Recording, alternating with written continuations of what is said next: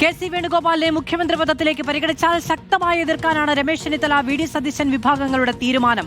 അതൃപ്തി ഹൈക്കമാൻഡിനെ അറിയിക്കാൻ തയ്യാറെടുക്കുകയാണ് ഇരു വിഭാഗങ്ങളും.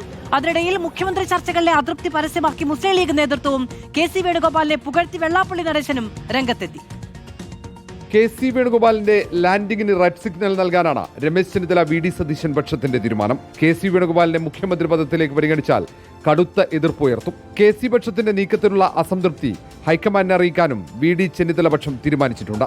അതിനിടയിൽ മുഖ്യമന്ത്രി ചർച്ചകളിലെ വിയോജിപ്പ് പരസ്യമാക്കുകയാണ് മുസ്ലിം ലീഗ്. മുസ്ലിം ലീഗ് ചർച്ചയിൽ പങ്കെടുക്കുന്നില്ലല്ലോ, അതിന്റെ ആ സമയമുണ്ട്. ആ സമയത്ത് UDF ചർച്ച ചെയ്തിട്ടാണ് തീരുമാനിക്കുക.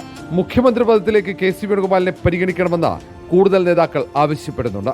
കെ.സി. പുകഴ്ത്തി SNDP ജനറൽ സെക്രട്ടറി വെള്ളാപ്പള്ളി നടേശനും രംഗത്തെത്തി.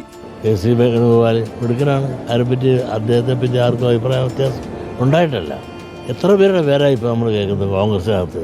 അതൊരിക്കലും ഒരു അപര്യാമ്യമല്ല. ചർച്ചകൾ അതിരുവിടുന്ന സാഹചര്യത്തിൽ കോൺഗ്രസിലും കടുത്ത അസംതൃപ്തിയുണ്ട്. പക്ഷേ സാമൂഹ്യ മാധ്യമത്തിലെ ചർച്ചകൾ അവസാനിപ്പിക്കാൻ ഇതുവരെ ആരും തയ്യാറായിട്ടില്ല. ചർച്ചകൾ സജീവമാകുമ്പോൾ കൂടുതൽ നേതാക്കളെ ഒപ്പം നിർത്താനാണ് കെ.സി. പക്ഷവും വി.ഡി. പക്ഷവും ശ്രമിക്കുന്നത്. ഇപ്പോഴും രമേശ് ചെന്നിത്തല മൗനം തുടരുകയാണ്. റിപ്പോർട്ടർ, തിരുവനന്തപുരം.